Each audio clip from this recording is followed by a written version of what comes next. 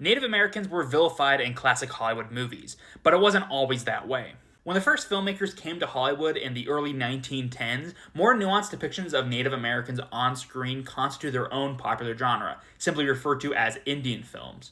These films featured Native protagonists and often sympathized with the injustices they experienced at the hands of the white settler manifest destiny and colonialism. For instance, the 1909 film The Red Man's View depicted white settlers as the villains for kicking off a local tribe from their native lands.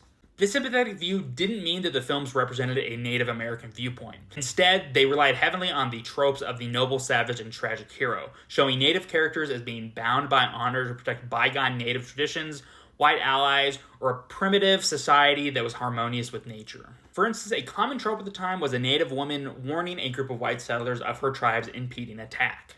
The brave Native woman almost always dies during the conflict, sometimes even at the hand of her own tribe for betraying her people, for a bunch of white settlers that she usually just barely met at the beginning of the film. While this subservient Native American tragic hero character did little to change the American public's perception of indigenous peoples, these films did allow for more Native Americans to participate in filmmaking.